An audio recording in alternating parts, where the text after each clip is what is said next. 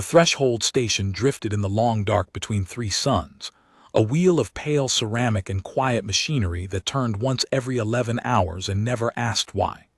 Aboard it, in a curved gallery lined with tanks and terrariums and containment cells older than most of the species who tended them, the great work of the consortium's Bureau of Apex Cataloguing went on the way it had gone on for 900 years. Slowly, carefully, with enormous confidence. The Bureau existed to answer one question, and to answer it forever, since the answer kept changing as the survey ships pushed the border of the known galaxy outward one grudging parsec at a time. The question was simple enough that a hatchling could have asked it, and complicated enough that entire careers were spent circling it without ever landing. Which living thing, of all the living things that had ever crawled or swum or flown or slithered across a world, was the most dangerous? Not the largest. Largeness was easy and mostly a matter of gravity and patience. Not the most numerous either. A plague of anything eventually became a footnote about the plague and not the thing itself. The Bureau cared about a narrower and stranger quality. It cared about Apex. It cared about the creature that stood at the top of its world's long ladder of teeth and terror and looked down at everything below it as food or as obstacle or as nothing at all. It cared about the killers that other killers feared. And it ranked them. That was the point of the whole enterprise, the reason the consortium poured its treasure into this slow wheel in the dark. The Bureau kept a list. The list had a name that translated poorly into most languages but landed, in the trade tongue everyone used aboard the station, as something close to the ledger of teeth. Every apex predator the survey had ever confirmed occupied a rung on that ledger, and the rungs were argued over with the ferocity of the very things they described. Chief Assessor Vol Carithin held the top of the ledger, the way a monarch holds a crown that has grown into the skull. Vol was of the Threll, a people who had themselves clawed to dominance on a heavy, sun-scorched world of grinding tectonic violence, and who had never entirely forgiven the universe for containing anything that might match them. Vol had 6 limbs, 4 of which ended in retractable blades of grown keratin, and a long, low body plated in overlapping scutes the color of dried blood. Vol's eyes were small and set deep and did not blink, because on the world that made the Threll, the thing that blinked first was the thing that got eaten. Rung 211, Vol said, and the gallery quieted because Vol's voice carried the weight of an assessment that would stand for 100 years. The specimen from Uith Delta 9, the pack hunter. Show me again why I should waste a rung on it. The junior assessors scattered like startled fish. Data bloomed in the air above the central table, a slow rotating hologram of a creature that looked, to Vol's deep-set eyes, like an argument that had been given legs. It was long and low and covered in bristling spines, and it hunted in coordinated groups of 40, and on its home world it had driven 11 other apex lineages to extinction over the course of a single geological blink. It coordinates, ventured one of the juniors, a soft-bodied mudron named Syl, whose species communicated as much through color as through sound, and who was flushing an anxious violet now. The pack hunter demonstrates distributed tactical reasoning. It sets ambushes across territory it cannot see. It is a committee, Vol said, with the flat contempt of a solitary hunter for anything that required friends. Rung 211. It coordinates because alone it is nothing. Note it and move on. Syl flushed a deeper violet but obeyed. The pack hunter slid down into its rung. 211. It would stay there probably for the rest of the station's slow-turning existence, filed and settled and safe. This was how the Bureau worked. This was how it had always worked. Fearsome things came up out of the survey data and were weighed, and were assigned their place, and the ledger grew longer and more certain, and above it all sat Vol Carithin, who had never in a long and violent life met a creature that made the small deep muscles behind those unblinking eyes tighten with anything that could honestly be called fear. Not one. And so it did not occur to Vol, on that particular turning of the station, to notice the human at all. She was standing where she usually stood, at the periphery of the gallery, near the environmental console that regulated the containment tanks, and she was doing what she usually did, which was watch. Her name was Wren Holloway, and she was young by the reckoning of her own short-lived species, which meant, by the reckoning of the ancient beings around her, that she was barely finished being an egg. She had been aboard the Threshold station for 2 years, 3 months, and a number of days she had stopped counting, on secondment from the small and unremarkable human presence that the consortium had recently, and with visible reluctance, admitted to the outer ring of its affairs. Humans were new. That was the word everyone used, new, and they said it the way you might say unhouse-trained. Humanity had come blinking out of its home system barely a century before, riding technology it had cobbled together with a speed that made the older species uneasy without quite knowing why, and it had promptly asked to be let in on everything, and had been let in on almost nothing, because the consortium did not hand the keys to newborns. Wren's posting to the Bureau was, everyone understood, a courtesy, a gesture, a place to put the eager young human where she could learn something and break nothing. She was allowed to observe. She was allowed to help calibrate the containment environments, because she had a gift for it that even the Mudran grudgingly admitted, a knack for reading the needs of a creature she had never met from nothing but its telemetry. She was allowed to fetch, and to file, and to ask questions, so long as the questions did not slow the real work down. She was not allowed to touch the ledger. She had asked about the ledger once in her first month, in the careful overpolite way she had learned the older species preferred. She had asked what a human would rank on it. Vol had laughed. The Threll laugh was a low, shuddering vibration of the plated back, and it was not a kind sound. Rank, Vol had said, not even turning. Your kind does not rank. Your kind is prey that learn to make tools, which is a charming trick and nothing more. You have no natural weapons. Your hide tears if you look at it. Your young cannot walk for a year. You would not survive a single night on my world, small one, and my world does not even make the top 40. And that had been the end of that. Wren had nodded and filed it and gone back to the containment tanks and said nothing. Because Wren Holloway had learned, in 2 years of watching the Bureau of Apex Cataloguing, a great deal about what these ancient and formidable beings thought was dangerous. And she had learned, more slowly and more quietly, exactly how thoroughly they had failed to understand what danger actually was. She did not correct them. It was not her place, and besides, she had found that the not correcting told her more than any argument ever could. She simply watched and listened and calibrated her tanks, and kept, in the private locked partition of her personal log, a ledger of her own. The trouble, though no one aboard would recognize it as trouble until much later, and Vol would never fully recognize it at all, began with the arrival of the specimen from the deep survey, on the 430th turning of Wren's posting. The survey ship came in slow and heavy, its containment holds ringing with the shielding they used for things that could not be allowed to wake.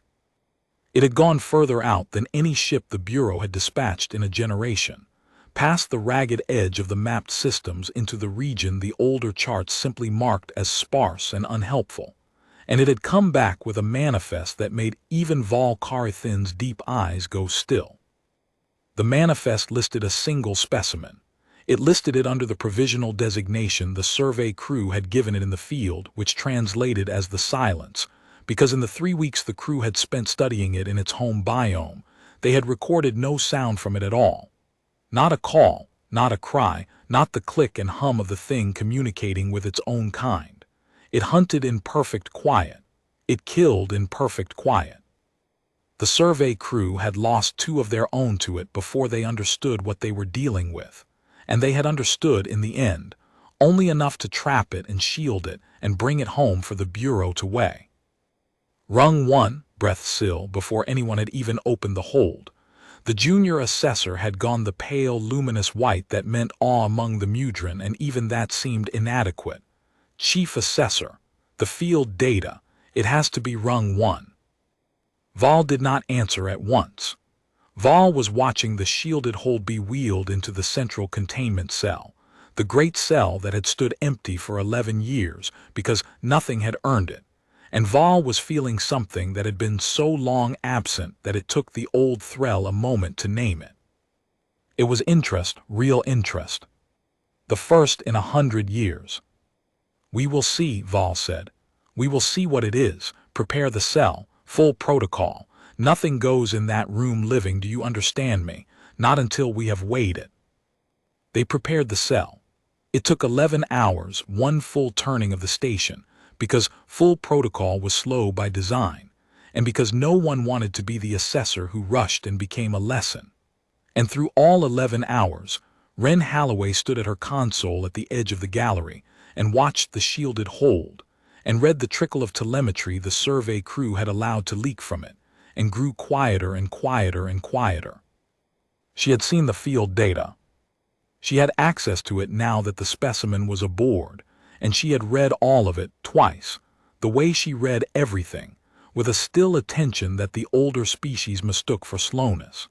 And what she had read had told her something that none of the assessors seemed to have grasped yet, something that sat in her chest like a swallowed stone.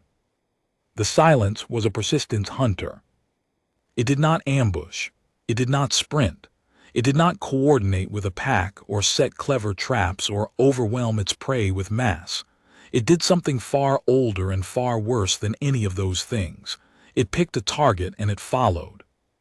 It followed at a steady, unhurried, absolutely relentless pace, over hours, over days, across the whole width of its territory, never closing, never falling behind, until the thing it was following simply could not run anymore, until the prey's body failed, until exhaustion and terror did the killing, and the silence only had to walk up to what was left.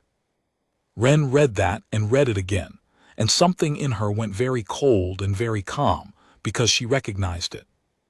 She had seen it before. She saw it, in fact, every morning in the polished ceramic of her cabin wall when she looked at her own reflection. It was the oldest trick her own kind had ever learned, the trick that had made a soft, clawless, weak-jawed ape into the thing that walked out of the trees and did not stop walking until it owned the world. Run the thing down.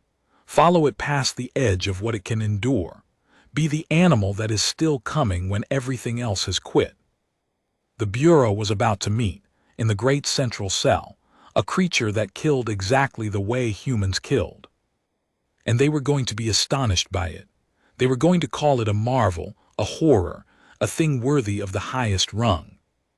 And it would not once occur to a single one of them to look across the gallery at the small, soft, unremarkable young human standing quietly at her console, and understand that they had been sharing their station for 2 years with the same thing. Wren said nothing. She calibrated the cell's environment to keep the silence stable and sedated, because that was her job and she was good at it, and she watched them prepare to be amazed. The unveiling of the silence became, over the next several turnings, the whole life of the station. Assessors who had not left their laboratories in years came up to the gallery to look at it. The great central cell held it behind 3 layers of transparent shielding, in a biome the Bureau had reconstructed from the survey data, a dim, mist-heavy landscape of low black scrub and cold standing water, lit by a sun analog tuned to the sullen red of its home star. And in that biome the silence moved, or more often did not move, and the assessors pressed close to the shielding and felt the ancient thrill of the top of the ladder looking at something that might, just might, be higher than they were. It was not large. That surprised them and reassured them, and then slowly stopped reassuring them. It stood perhaps the height of a Thrall at the shoulder, a long-limbed thing built of dense gray muscle under a hide like wet slate, with a narrow head and forward-facing eyes and a mouth that, when it opened, revealed nothing dramatic at all, no great fangs, no serrated horror, just an even ridge of hard flat plates made for grinding whatever the running had already killed. Its feet were the most interesting part of it, broad and cushioned and clearly, unmistakably, built for distance rather than for the pounce.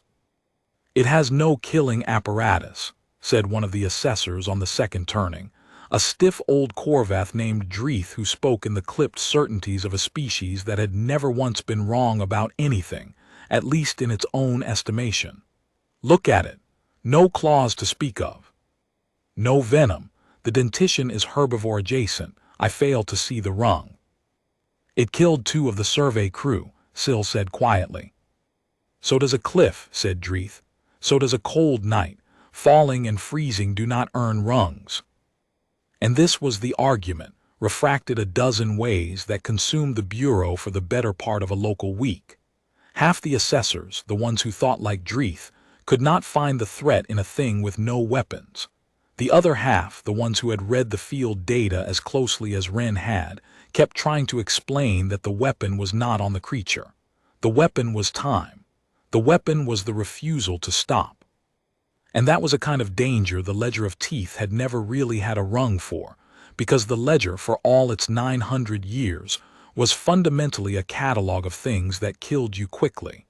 It measured the pounce, the strike, the crushing bite, the flooding venom. It had never quite known what to do with the thing that killed you slowly on purpose by walking. Valkarthin listened to all of it and said very little. Val spent the turnings watching the silence directly, standing at the shielding for hours, unblinking, while the gray thing on the other side stood equally still and watched back. There was, everyone agreed, something uncanny in it. 2 apex hunters, regarding each other through the glass, each taking the measure of the other, neither looking away. "It is not afraid of me," Val said once, to no one, in the low hour of a turning when the gallery was nearly empty. "Do you understand what that means? Nothing is unafraid of me. In 400 years of this work I have stood before things that could break me in half, and every one of them in the deep part of the eye knew what I was. This thing does not care what I am. It is measuring how far I can run." Wren, at her console across the gallery, heard this, because Wren heard almost everything and remembered all of it. She did not look up from her work. But her hands went still on the environmental controls for a moment, and then went carefully back to moving, because she had just heard the Chief Assessor of the Bureau of Apex Cataloguing come within a single short step of understanding the entire truth, and walk right past it. "It is measuring how far I can run." Yes, Wren thought, that is exactly what it is doing, and it will keep measuring, and it will keep coming, and the terrible patient arithmetic of it will never once change, because that is what its whole body is for. You have named the thing Chief Assessor. You are simply looking at the wrong animal in the room. She said nothing. She had made not saying anything into a discipline. But that turning, in the locked partition of her personal log, she wrote 3 sentences, and then sat looking at them for a long time before she encrypted the file again and went to bed. The sentences were, "They still think the danger is in the teeth. They have built an entire science around the teeth. They are going to have to unbuild it, and I do not think they are going to enjoy who does it." The provocation of the silence was Dreeth's idea, and it was, in the way of such ideas, entirely reasonable and entirely disastrous. The old Corvath could not accept the field data. That was the root of it. He could not accept that a creature with no weapons had earned a place near the top of the ledger, and he had decided, with the unshakable confidence of his kind, that the survey crew had simply been careless, and that the 2 dead crew were a matter of accident and not of apex. He proposed a controlled demonstration. He proposed introducing a prey analog into the biome, a large, fast, well-armored grazer the Bureau kept in stock for exactly such assessments, and recording how the silence handled it. If the thing was truly an apex predator, Dreeth argued, let it prove it. Let it hunt.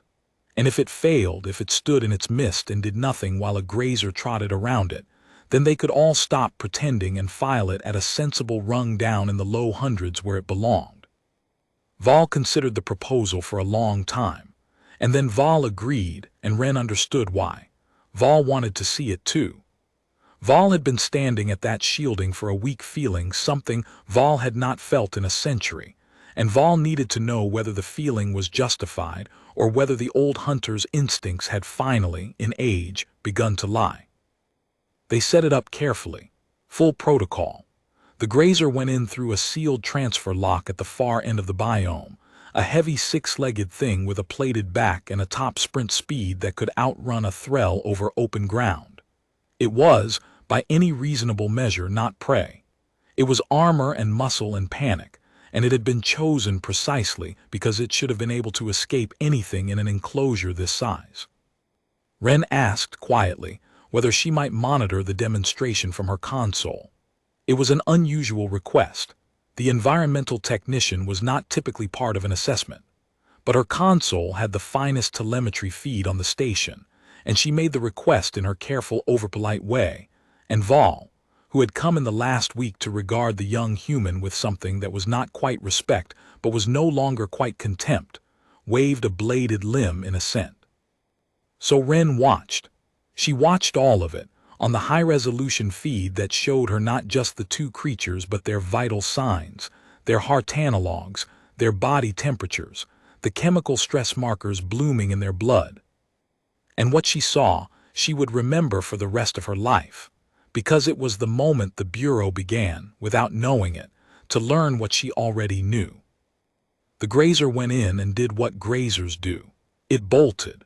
It found the far wall, ran the perimeter, discovered the enclosure and its own trapness, and settled into the high-alert grazing of a prey animal that knows something is wrong but cannot yet see the wrongness. Its heart hammered. Its head came up every few seconds, scanning the mist. The silence did not move. For a long time, an hour, then two, the silence simply stood in the low black scrub and watched. It did not crouch. It did not stalk.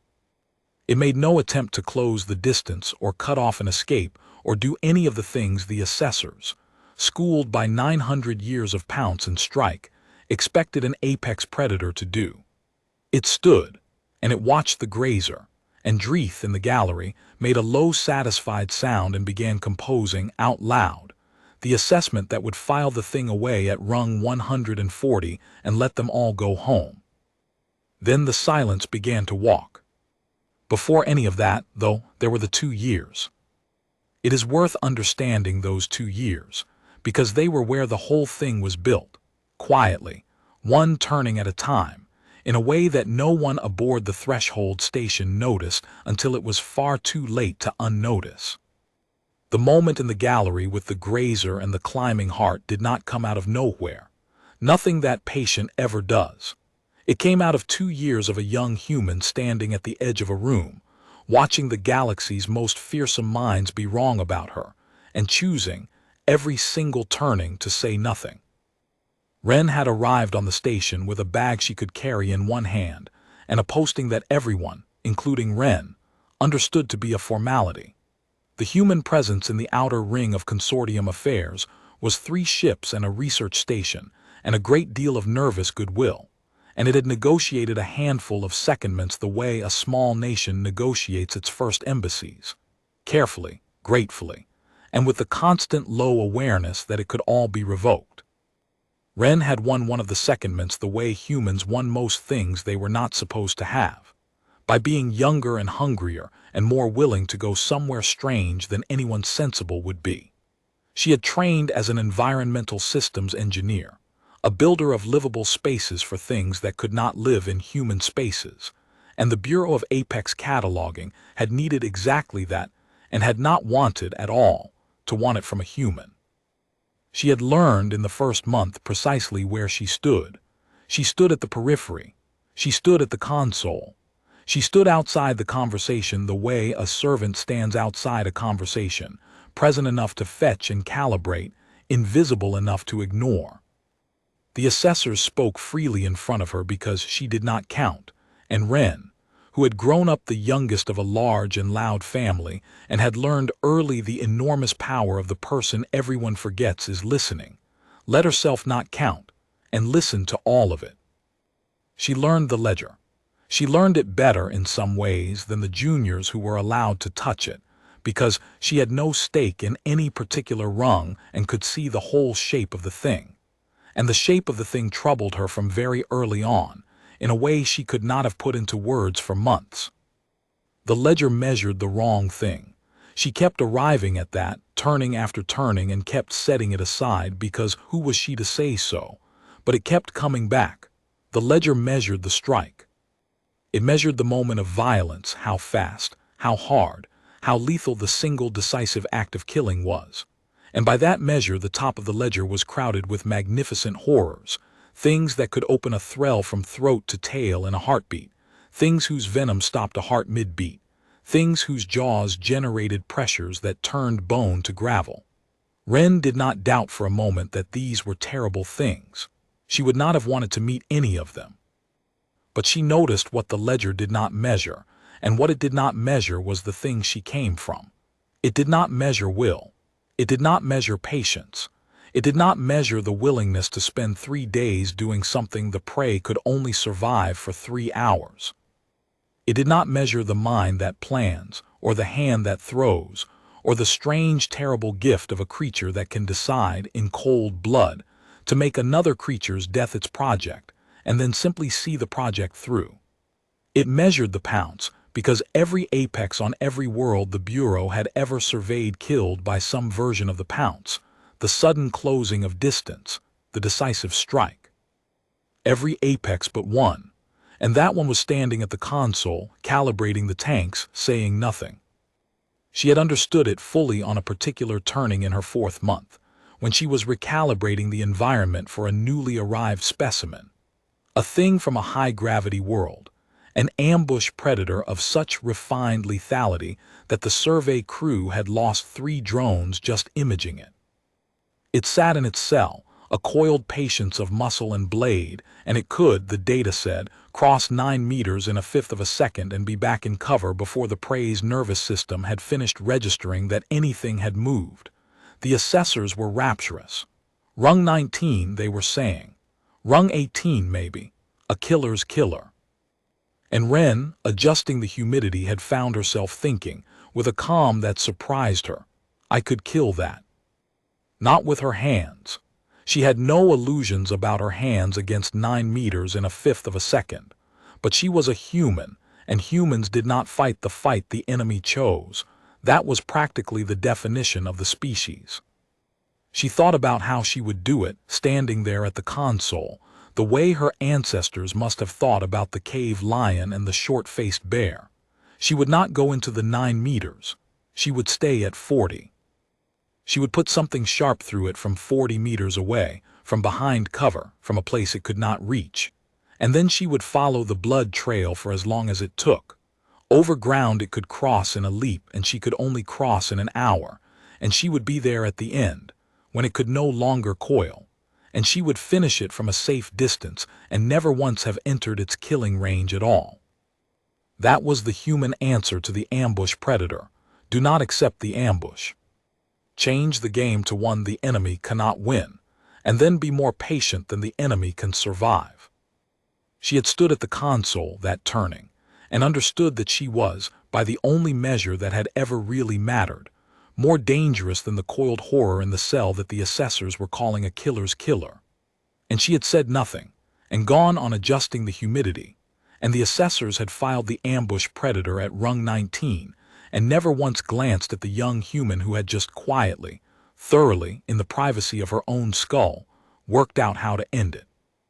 She started the private ledger not long after that. It was not at first an act of defiance. It was closer to loneliness. She was a very long way from home, among beings who did not see her, doing work that mattered enormously and that she was permitted to touch only at its edges, and she needed the way humans need to make sense of the beings around her. So she began in the locked partition of her personal log to weigh them. Not their specimens, them. The assessors, the species of the consortium. The apex predators who ran the Bureau and did not know they were being catalogued by the environmental technician they had forgotten was in the room. She weighed the thrall first, because Vol was the one who had laughed at her. She wrote down what the thrall were: solitary, armored, patient in the specific way of a heavy world ambush hunter, magnificently equipped, utterly certain, and she noted almost entirely without the capacity to imagine that anything might be dangerous in a way they had not personally evolved to recognize. That last part she underlined in her way. It was, she thought, the most dangerous blindness a predator could have, and the Threll had built a whole science on top of it. She weighed the Korvath, Dreeth's people, brilliant, single-minded, incapable of holding two contradictory ideas at once, which made them devastating specialists and terrible at surprises. She weighed the Mudran, Syl's people, soft-bodied, emotionally transparent, communally minded, and she suspected the only species aboard the station who might understand her at all, because they at least knew what it was to be underestimated. She weighed a dozen others over the months in her careful private way. And then, on a turning she remembered precisely, she had weighed her own kind, in the same cold assessing terms she used for the rest of them because she thought she owed herself the honesty. She had written it out. No natural weapons, soft-skinned, slow to mature, slower still to sprint, physically the least impressive apex on the entire ledger if the ledger had bothered to include them at all.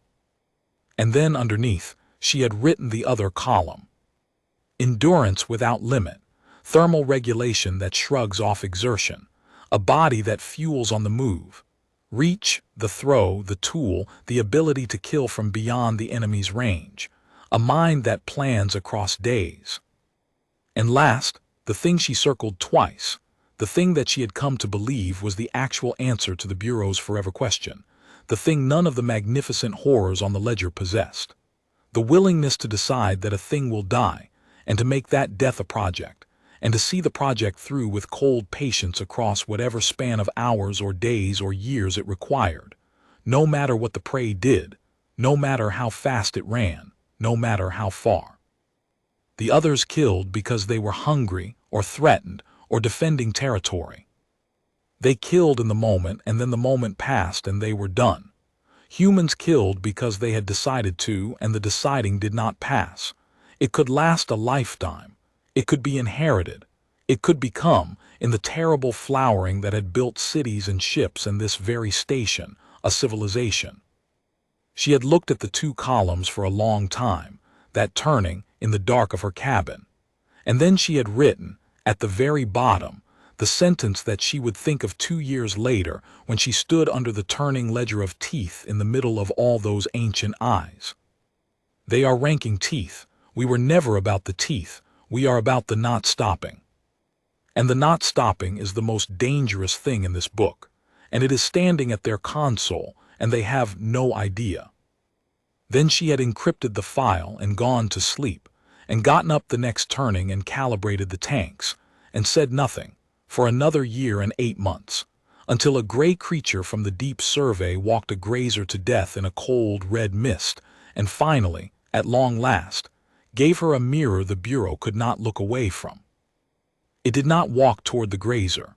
That was the first thing that was wrong, the first thing that made Dreeth's satisfied narration falter. It walked at an angle across the wind on a path that would bring it, eventually, to a point the grazer had already left. It walked the way a thing walks when it has all the time in the world and knows exactly where the world's edges are. And the grazer, which had been settling, went tense again, because the thing that had been standing was now moving, and moving was worse. The silence walked, and the grazer trotted away, putting distance between them, and the assessors in the gallery relaxed, because surely that was the demonstration, the prey outdistancing the predator, the weaponless thing failing to close. But Wren watched the telemetry, and Wren did not relax because she could see what the assessors could not. She could see the 2 heart rates. And the grazer's heart, which had spiked when the silence began to move, was not coming back down. It was staying high. It was staying high because the silence, though it never sprinted, never lunged, never once did anything sudden, was not falling behind. It matched. Whatever pace the grazer set, the silence found over the following minutes a pace just under it, close enough to keep the distance from opening, slow enough to spend nothing. The grazer would put on a burst of speed and open a gap, and the silence would simply keep walking, and the gap would hold, and the grazer would slow to rest, and the gap would begin with awful inevitability to close again. And every time it closed, the grazer bolted again, and every bolt cost the grazer something, and cost the silence nothing at all. "It's not catching it," Dreeth said, but the certainty had gone out of his voice. "It's just following it." "Yes," Wren said before she could stop herself. It was the first word she had spoken during the demonstration, and it fell into the gallery like a dropped tool. Several assessors turned. Val's deep eyes came around to her, slow and unblinking. She should have stopped there. She knew she should have stopped there. But she had watched this exact thing on 100 nature documents as a child, and she had learned it in her bones on long training marches under her own yellow sun, and she could not, in that moment, keep the knowledge behind her teeth. "It's not trying to catch it," she said. "Catching it is the grazer's mistake, not the silence's plan. The silence just has to stay close enough that the grazer never gets to rest. Look at the heart rates." She put the telemetry up on the shared display without being asked, which she was absolutely not permitted to do, and no one stopped her. "The grazer is spending everything. Every burst, every bolt, every second of that panic, it's burning fuel it can't replace fast enough. The silence is spending almost nothing. It walks. It's built to walk. It could do this for a day. The grazer has maybe 2 hours before its body starts to fail, and then it won't be able to run at all. And then—" She stopped because she heard how she sounded. She heard the certainty in her own voice, the certainty of someone describing a thing she understood from the inside, and she saw, on the faces of the assessors who could read human expression at all, the first flicker of a question they had never thought to ask. How does the young human know this so well? "And then it walks up to it," Val finished very quietly. The chief assessor was looking at the display, at the 2 heart rates, the flat calm line and the ragged climbing one. "It exhausts the prey. It does not defeat the body. It defeats the endurance. It is a—" Val paused, reaching for a word the trade tongue barely had. "It is a patience hunter." "We call it persistence hunting," Wren said. The gallery went quiet in a particular way. Wren realized, a half-second too late, what she had said. Not "they call it," not "one might call it." "We," said Dreeth. The old Korvath's head tilted, the sharp, inquisitive tilt of a species that had been sharpening single-mindedness into a virtue for 10 million years. "Your kind has a word for this. Your kind has a word for a hunting strategy that we, in 900 years of this work, have never once had to name." Wren said nothing. The not saying anything discipline had reasserted itself, but it was far too late. "Why," said Dreeth slowly, "does your kind have a word for it?" She could have deflected. Afterward, lying awake in her cabin, Wren went over the moment 100 times and found 100 ways she could have turned it aside, a joke, a shrug, some vague thing about human curiosity and old documentaries. The older species did not understand humans well enough to catch a deflection. She could have gotten away with it. The Bureau could have gone back to being astonished by the wrong animal, and Wren could have gone back to her tanks, and her private ledger could have stayed locked, and nobody would ever have had to unbuild 900 years of certainty. But she was tired. She had been carrying the knowledge for 2 years, and she was so young, and the grazer's heart was climbing on the display, and the thing behind the glass was doing, in its cold red mist, the exact thing her ancestors had done under a hot yellow sun on a world these beings had filed at number 100 and something and forgotten. And some fierce, quiet thing in her, some inheritance older than words, simply would not let her lie about it. "Because that's how we hunt," Wren said. "It's how we've always hunted. It's the oldest thing we do." The silence in the gallery was total now. Even the silence behind the glass seemed to have paused, though that was surely imagination. "You have no natural weapons," Dreeth said. It was almost the exact phrase Val had used 2 years ago, and Wren felt the shape of the old contempt in it, but there was something new underneath now, something that had not been there before. "You said so yourself in your intake assessment. No claws, no venom, soft-skinned, slow. You are the least armed thing on this station." "I know," Wren said. "Then how?" "We don't need weapons on our bodies," she said. "We never did. That's the whole point. Everything else on our world grew claws, grew fangs, grew armor, grew speed. And they're all gone, or they're prey now, or they live where we let them live. We grew something else." She looked at the grazer on the display, at its climbing heart, and her voice went quiet and even, and the evenness was somehow worse than shouting would have been. "We grew the ability to not stop, to follow a thing for a day, for 3 days, to walk it down over ground it could sprint across because it had to rest and we didn't, to be the thing on the horizon that is always, always still coming. Do you know what that does to a prey animal's mind? Over hours. Knowing the slow thing behind it will never, ever quit." She stopped. On the display, the grazer bolted again, and this time the burst was slower and shorter, and it slowed to a stagger far sooner than before. Its heart was a red scream of a line now. And the silence in the mist kept walking, unhurried, unbothered, exactly matching, spending nothing. "It breaks them," Wren said softly. "The running breaks them, and then they just stop. And they stand there and they wait because there's nothing left in them to run with, and the slow thing walks up." She turned from the display and looked, for the first time in the whole conversation, directly at Volcar-Thin. "That's what it does, and yes, it's what we do. So I'd file it high, Chief Assessor, whatever the teeth say." The grazer went down 2 hours and 40 minutes after the silence began to walk. It did not go down to a killing blow. That was the thing the assessors could not stop returning to in the turnings that followed, the thing that gnawed at Dreeth and unsettled Syl and sat behind Vol's deep, unblinking eyes like a splinter. There was no killing blow. There was no moment of violence to point to, no strike to file, no pounce to weigh. There was only a grazer that ran until it could not run, and then trotted until it could not trot, and then walked in wide staggering circles until its legs would not hold it, and then stood, head down, sides heaving in the cold red mist, waiting. And a gray thing that walked up out of the scrub unhurried, and did what it had spent the whole day earning the right to do, quietly, the way it did everything. The gallery watched it in a silence to match the creature's name. And when it was over, no one moved to speak the assessment, because the assessment was no longer the point.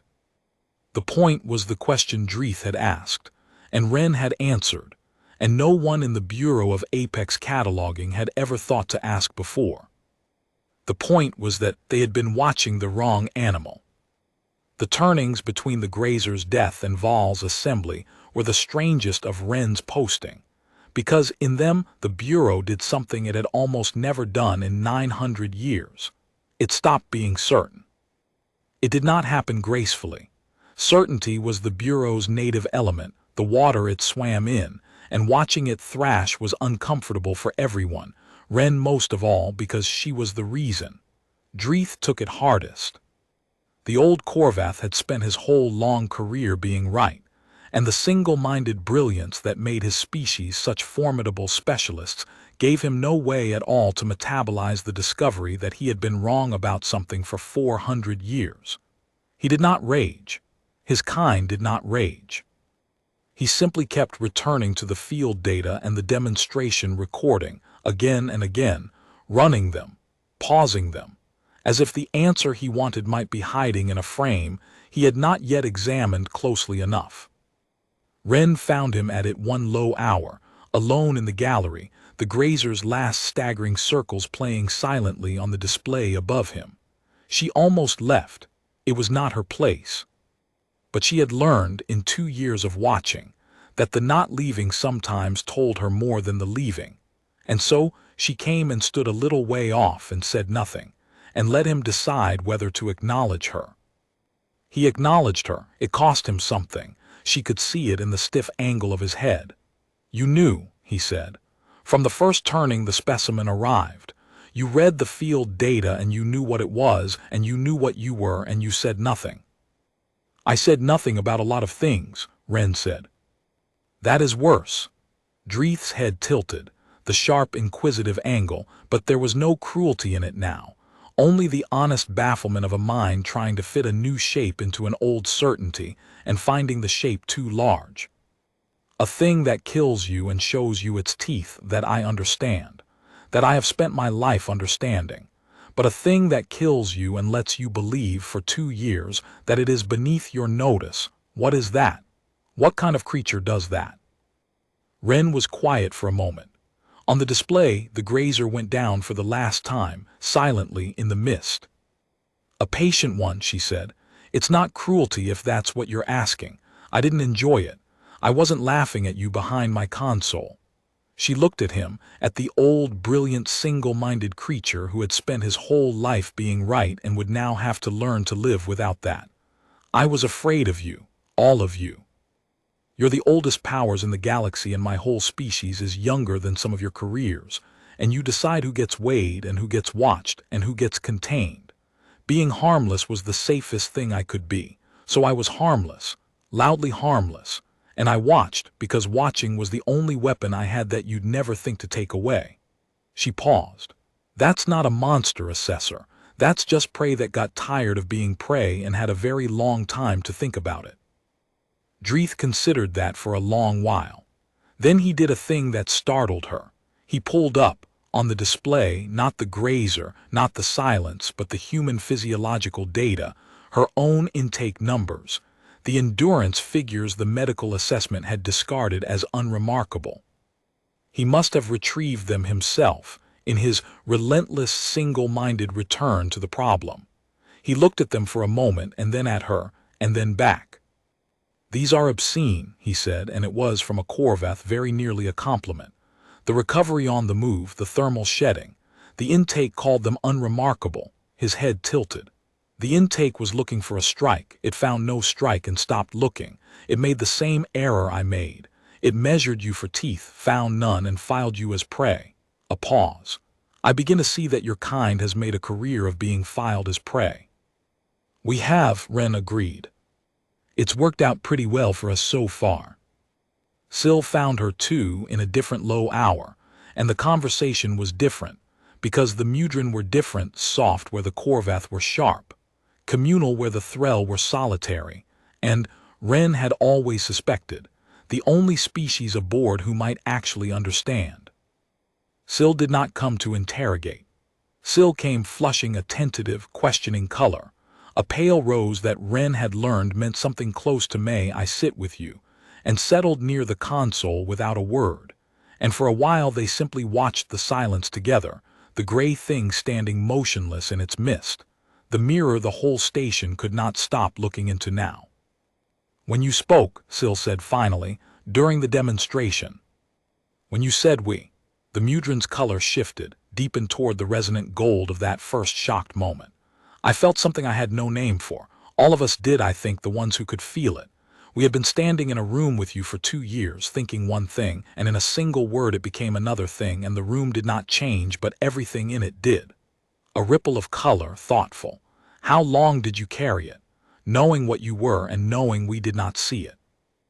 The whole time, Ren said. That must have been very lonely. And that undid her a little, because it was the first thing anyone on the station had said in 2 years. That was about her and not about what she was. She had braced for fear, for suspicion, for the reweighing of the human as a threat to be watched. She had not braced for kindness. She looked at the soft, luminous creature beside her, flushing its gentle, questioning colors, and something in her chest loosened that she had not known was clenched. Yes, she said, it was very lonely. You could have told us sooner. You could have shown us who you were. And we might have been afraid, but you would not have been alone. I know. Ren was quiet a moment. That's the trade, isn't it? I could be safe or I could be seen, and I couldn't be both. So I picked safe, and I was alone. She looked at the silence, at its patient forward-facing eyes. That thing in there, it's never lonely. It doesn't know it's alone because it never wonders what anything else is thinking. It just follows. Sometimes I used to envy it. It's so simple, being only the teeth. She shook her head. But that's the difference, isn't it? That's the whole difference. It'll never sit in the dark and wish someone had seen it. We do that. We're the animal that hunts like that thing and still lies awake at night hoping to be understood. I think that might make us more dangerous, not less. A thing that can be lonely can be desperate. And there's nothing on your ledger more dangerous than a desperate thing that never stops. Syl was quiet for a long time, flushing colors too subtle for Wren to read. And then, softly, "I think you should not be alone anymore, whatever the ledger decides. I think, at least, you should not have to be alone." Wren did not trust herself to answer that, so she didn't. But she reached out slowly, the way you reach toward a creature you do not want to startle, and she rested her weak, clawless, soft-skinned human hand very gently against the mudran's flank. And Syl flushed a deep, steady color that needed no translation at all, and the two of them sat together in the low hour and watched the silence stand in its midst. And for the first time in 2 years and some number of days Wren had stopped counting. The young human was not entirely alone. It was after that, after Dreeth's baffled respect and Syl's quiet kindness, after the Bureau had spent its turnings thrashing free of 900 years of certainty, that Vol called the assembly and rose beneath the turning ledger of teeth and said the thing that no Chief Assessor had ever said. And Wren, standing at her console, understood that the moment she had spent 2 years both dreading and needing had finally, from an angle on its own patient schedule, arrived. She had thought once that being seen would feel like winning. She knew now that it would not. But she had learned something in the low hours with Dreeth and Syl that she had not known when she started her private ledger in the loneliness of her 4th month. And it was this, that being seen and being feared were not the same thing, and that she did not have to accept the second in order to have the first. There was a narrow path between vanishing and being contained, between the harmless prey and the monster on the horizon, and it ran directly through the person of one old thrall who had lowered his blades in an archive in the low hour and understood, at last, what had been standing beside him. She stepped away from her console. She walked to the central table, under the ledger, into the middle of all those ancient formidable eyes. And she was not afraid, and they could all see that she was not afraid, and she began to speak. Vol Carithin did not sleep that turning, which was not unusual, because the thrall slept rarely and lightly, and always with one eye's worth of attention on the dark. But Vol did something that was unusual. Vol went, in the low quiet hour, to the archive, and pulled the human's intake file. It was a thin file. Humans were new, and the consortium had learned little about them, and most of what it had learned it had filed under provisional and unremarkable. Wren Halloway, young, even for her kind, soft-bodied, slow, weak-jawed, no natural weapons, all the things the intake assessment had noted with the mild dismissiveness the Bureau reserved for prey species that had gotten above themselves. Physically negligible, would not survive unassisted on any world in the survey's top 400. Recommended posting, environmental support, low risk, no access to sensitive assessment. Vol read it twice, the way Wren read everything, and then Vol did something the intake assessor had never bothered to do. Vol pulled the raw physiological data behind the summary, the actual measurements the medical intake had taken, and then discarded as unremarkable, and read that instead. And the small, deep muscles behind Vol's unblinking eyes began, slowly, to tighten. The human could not run fast. That much was true. The intake had measured her sprint and found it laughable, slower than half the prey species in the catalog. But the intake had stopped there because the intake had been looking for a pounce, and the human had none, and so the intake had filed her as harmless and moved on. It had not measured the other thing. It had not thought to. Vol measured it now.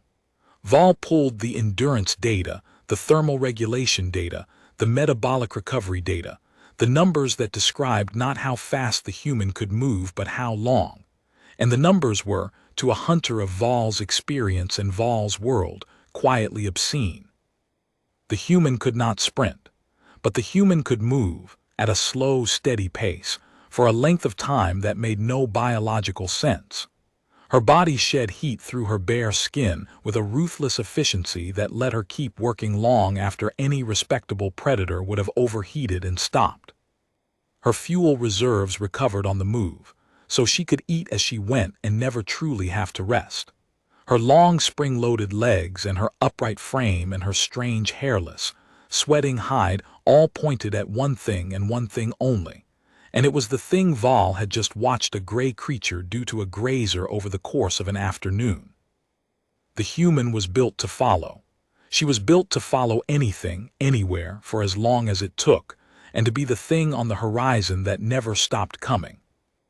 Val sat in the archive for a long time, with the data glowing in the dark. And then Val did the thing that no Chief Assessor of the Bureau of Apex Cataloguing had done in 400 years, which was to feel, in the deep cold place behind the eyes, the first faint stirring of something that Val had spent an entire violent life believing could not happen. Val was standing in an archive, alone in the low hour reading a file, and Val was afraid. It did not happen all at once. That was the thing Val would try later to explain to the assessors who had not been in the archive, that the fear did not arrive like a pounce, sudden and total. It arrived the way the silence arrived, slowly, from an angle, never closing all at once, just never falling behind, until you understood that it had been coming for you the whole time and would not stop. Because once Val had seen the one thing, Val could not stop seeing the others. The human's hands. Val had watched those hands for 2 years and filed them as the soft, clever manipulators of a tool user, and now Val saw them differently, saw that they were built to grip and to throw, that a human could hurl a stone or a spear across a distance no thrill could match, that the whole strange, upright architecture of the human body was a throwing engine as much as a walking one, a thing that could reach out and kill at a range where the prey never even saw the hunter clearly. Reach. The humans had reach. They could kill from beyond the edge of the pounce, and then follow whatever they had wounded until it fell. The human's eyes. Forward-facing, like Val's own, like every predator's, Val had noted that in the first week and thought nothing of it, because of course the tool user had predator's eyes, all the clever species did. But now Val thought about what those eyes were for, thought about the way Wren watched, the still total attention the Bureau had mistaken for slowness. That was not slowness. That was the patience of a thing that had all the time it needed. That was a hunter's stillness. Val had that stillness. Val had spent 400 years cultivating it, and had never once recognized it in the small, soft creature across the gallery, because Val had already decided what the creature was. The human's kind. That was the thing that closed the cold hand around Val's chest in the low hour in the archive, because the silence was a marvel, a horror worthy of the highest rung, but the silence was one animal in one biome on one world, and the humans were a civilization. The humans had taken the persistence hunt, the oldest and most patient and most terrible strategy Val had ever seen weighed on the ledger, and they had not left it behind when they came down from the trees. They had built on it. They had made tools that let them follow faster and reach farther and never, ever stop. They had made ships. They had made this station's newest and most eager occupant, a young woman who had stood quietly at a console for 2 years, watching the galaxy's most dangerous minds fail to notice what she was. And she had noticed them. That was the part. She had watched them the whole time. She had kept her own ledger. Val did not know about the locked partition in her log, but Val knew now, with a hunter's certainty, that it existed, that she had been weighing them exactly as they had failed to weigh her. She had sat at the edge of the room and catalogued the apex predators of the galaxy as they catalogued their specimens, and she had reached her conclusions, and she had said nothing, because it was not her place, and because the not saying told her more. Val thought of every conversation the Bureau had held in front of that human for 2 years, every assessment, every arrogant certainty spoken freely across the gallery because the environmental technician did not matter. Every time Val had turned a bladed back on her and dismissed her kind as prey that had learned a charming trick. She had heard all of it. She had filed all of it. She had let them believe she was harmless because being believed harmless was, Val understood now with a clarity that felt like cold water, the single most dangerous thing a predator could be. Vol called the assembly for the next turning. The full bureau, every assessor, the whole slow wheel of 900 years of certainty gathered in the gallery around the central table, and above the table the ledger of teeth turned in the air, and at the edge of the room, at her console, stood Wren Halloway, who had been asked to attend and had come, and who watched now with her still total attention as the Chief Assessor rose to speak. "For 400 years, Vol began, I have held the top of this ledger. I have weighed every apex the survey has ever confirmed, and I have never once been wrong because the things I weighed always announced themselves. They had teeth. They had claws. They had venom and mass and speed, and they wore their danger where any fool could see it, and I read it, and I ranked it, and I was correct." Vol paused. The deep eyes swept the gallery and did not, this time, skip past the small human at the edge. "And in all that time, it never occurred to me that the deadliest thing is not the thing that shows you its teeth. The deadliest thing is the thing that hides them, the thing that lets you believe it is prey. The thing that stands at the edge of the room for 2 years, watching, weighing, saying nothing, while the loudest hunters in the galaxy explain to it, at great length, why it does not matter." The gallery was very still. Dreeth's head had begun to tilt in the slow, inquisitive way, and then had stopped, halfway, as understanding reached him. "We have been cataloging apex predators," Vol said, "with one standing beside us the entire time, and she has been cataloging us." The night Vol read the human's file was not, in truth, a single night. The old Threll would compress it later into one telling, because a Chief Assessor's report has no room for the messy way that understanding actually arrives. But it came the way the silence came, overturnings from angles, never all at once. The first turning after the archive, Vol did nothing. That was the Threll way, to sit with a new fact the way one sits with a wound, testing its edges, refusing to move until the shape of it was fully known. Vol went about the Bureau's business, weighed a middling specimen from a middling world, filed it at a middling rung, and said nothing to anyone. But Vol watched the human differently now and could not stop. Vol watched her calibrate a tank for a newly arrived venom hunter, a thing so lethal that the containment protocols ran to 400 pages, and Vol saw the way her hands moved over the controls, unhurried, exact, reading the creature's needs from its telemetry the way a hunter reads a trail. Vol had watched those hands for 2 years and called them the clever manipulators of a tool user. Now Vol watched them and thought, "Those are the hands that would put the spear through me from 40 meters, and I would never see it thrown." The thought was not paranoia. Vol had checked. Vol had, in the low hour, pulled the specifications of the human throwing arm from the medical file, and the numbers said what the numbers said. A human could kill at a range where a Threll could not even see clearly, and then follow. That was not a tool user's trick. That was a predator's reach, grown into the bone. The second turning, Vol made a mistake and learned from it what perhaps nothing else could have taught.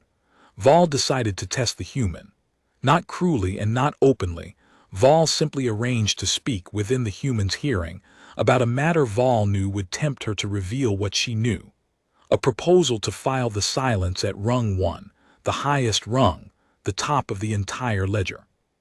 Vol said it loudly, certainly, to Dreeth, across the gallery, and waited to see whether the human would rise to correct it, whether she would spend the knowledge she had guarded so long.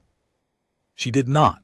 She heard it. Vol saw her hear it, saw the small stillness of her hands, and she considered it, and she said nothing, and she went back to her tank. And Vol understood, watching her not react, that this was the deepest and most alarming thing about her yet. She had the answer. She held it in her hands, and she would not spend it for pride or for the pleasure of correcting the loudest hunters in the galaxy, because the answer was worth more to her kept than spent. She was patient with knowledge, the way the silence was patient with distance. She would hold it for as long as it took, until the moment it was most useful, and not one turning sooner. Vol had never met a creature that did that.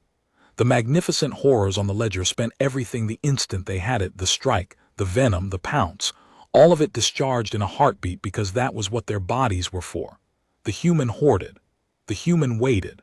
The human sat on a truth that could have reshaped the Bureau for 2 years and would keep sitting on it, Vol realized, until she decided the reshaping served her kind. That was not the patience of an animal. That was the patience of a strategist. And Vol had spent 400 years believing that no strategist could also be an apex. Because the two things had never once come in the same body on any world the survey had ever charted. They had now. It was standing at the console, calibrating a venom hunter's tank, saying nothing. The third turning, Vol stopped testing her and started instead to imagine her kind.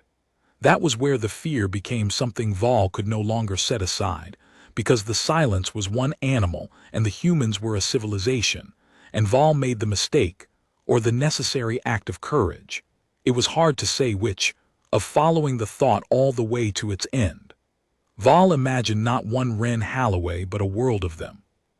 A species that hunted by not stopping, that killed from beyond reach, that planned across days and hoarded knowledge across years and could be lonely and desperate and decide in cold blood to make a death its project.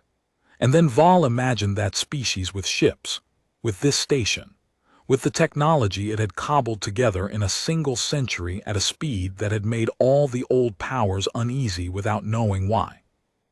Vol knew why now. The unease had never been about the technology.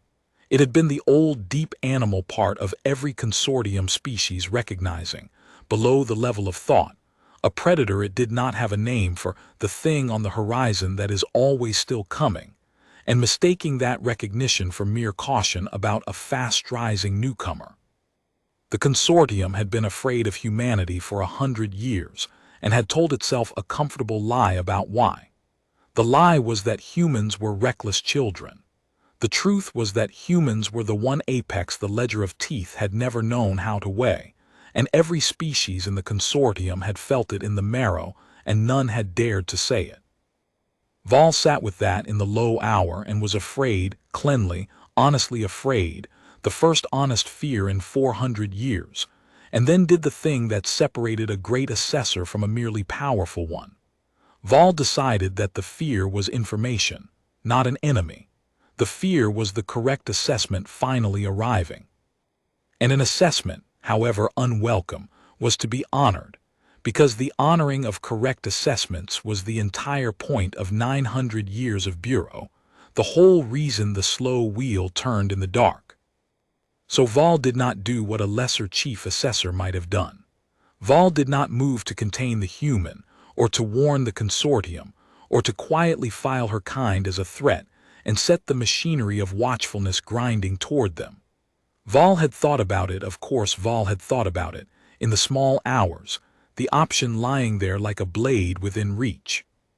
But Vol had also watched the human sit on her knowledge for 2 years and never once spend it against them, never once use what she knew to harm the beings who had dismissed her. And Vol understood that a creature with that much patience and that much restraint was not a creature you wanted to teach fear. A frightened predator that never stops is the last thing in the galaxy you want coming over your horizon. And Wren had said it herself, though Vol had not been there to hear it. There is nothing more dangerous than a desperate thing that never stops. Vol would not make her desperate. Vol would do the one thing that had never occurred to the Bureau in 900 years, the one thing that the whole long science of teeth had left no room for. Vol would see her. Fully, honestly, as an equal and not a specimen, and Vol would let that seeing be enough. That was the decision Vol carried into the assembly.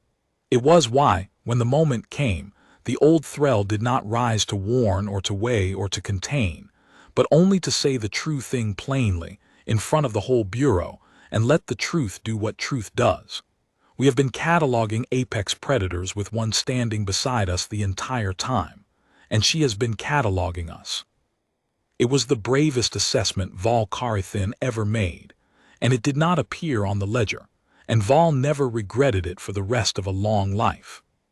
Because the thing about seeing a predator, truly seeing it, instead of frightening it, is that you might, if you are very fortunate and it is very patient, find that it would rather be your colleague than your end. Vol had spent 400 years at the top of a ladder of teeth, and had never once had a colleague, only rivals and specimens and things ranked below. And the young human at the console, weaponless and soft and lonely, had turned out to be the first creature in the galaxy that the Chief Assessor of the Bureau of Apex Cataloguing had ever met, who was, in the only way that had ever mattered, an actual equal. Vol intended, in the low hour after the archive, to keep that equal close and alive and unafraid for as long as it took. It was, Vol reflected, with something that was almost humor, a very human sort of plan. The gallery erupted, in the restrained way that a room full of ancient careful minds erupts, not with shouting but with a sudden dense knot of overlapping voices, each certainty colliding with the next. Dreeth was on his feet, or the Korvath equivalent of on his feet, protesting that the human's physiology was negligible, that a single specimen's endurance proved nothing, that they could not possibly reweight the entire ledger on the strength of one afternoon's demonstration and one young technician's speech. Syl had flushed a color the Mudran rarely showed, a deep resonant gold that meant something between terror and revelation. And under all of it ran the low current of a science discovering, all at once, that its foundations had been built facing the wrong direction. Ren said nothing. She stood at her console and let it wash over her, and she felt, watching them, none of the triumph she had once imagined she might feel. She had imagined it in the early months, in the worst of the loneliness, imagined the day they finally saw her kind, and had to swallow their contempt. She had thought it would feel like winning. It did not feel like winning. It felt like watching a room full of people she had come, despite everything, to respect, discover that they had been unkind to something that could have hurt them, and be afraid. She did not want them afraid. That was the thing she understood, standing there, that she had not understood before. She had spent 2 years quietly proud of what her kind was, quietly certain of the answer to the Bureau's forever question, and she had thought that being seen would be the whole of it. But being seen, she found, was not enough, and being feared was worse than not being seen at all, because fear was what the prey felt on the horizon. Fear was the grazer's climbing heart, and she did not want to be the thing on these people's horizon. She wanted, she realized with a small clean ache, to be their colleague. So when the knot of voices finally frayed, and the gallery turned, as galleries do, to the one who had caused all of it, Ren was ready. She stepped away from her console. She had never done that during an assembly, had always kept to her edge. And she walked to the central table, under the turning ledger, into the middle of all those ancient formidable eyes, and she stood there, small and soft and weaponless, and she was not afraid, and they could all see that she was not afraid, and somehow that was the thing that quieted them the most. "You're right," she said to Vol. "About what I am, about what we are. I've known since my first month here. I sat at that console and I listened to you rank the whole galaxy's teeth, and I thought, they're measuring the wrong thing. They're measuring how fast a thing can kill you. And that's real, that matters, I'm not saying it doesn't. But it was never the thing that made us." She looked around the gallery, at Dreeth, at Syl, at the turning ledger of 900 years.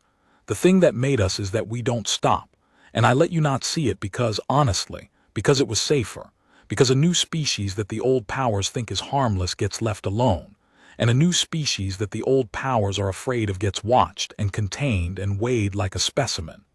Her voice did not rise, but it went very clear. "I didn't want to be a specimen, so I kept the teeth hidden, yes." "Then why," said Vol very quietly, "show us now?" And this was the question the whole thing had been walking toward, the way the silence walked, from an angle never closing until it arrived. Ren was quiet for a moment. On the display behind her, the silence stood in its cold red mist, still, watching, patient, the mirror the Bureau had needed to finally see her. "Because you were about to file it wrong," she said. "The silence. You were going to put it near the top and call it the most dangerous thing in the galaxy, and you'd have been almost right, and you'd have gone back to sleep for another 100 years thinking you understood danger. And you don't. Not yet. That creature is one animal doing one thing on one world. It follows. That's all it does, and it does it perfectly, and it earned its rung, but it never wondered what it was following. It'll never sit at the edge of a room and weigh the things that weigh it. It'll never decide on purpose not to show you what it is. She met Val's deep, unblinking eyes and did not look away, and the not looking away was its own quiet declaration. We do all of that. The following is just where we started. So no, the silence isn't rung one. It can't be. Because rung one has been standing at your console for 2 years, calibrating your tanks, saying nothing, and you never even wrote her name in the book. They did not, in the end, put her name in the book. That was Ren's condition, and she gave it in the long, quiet conversation with Val that followed the assembly, the two of them alone in the gallery in the low hour, with the silence watching from its mist.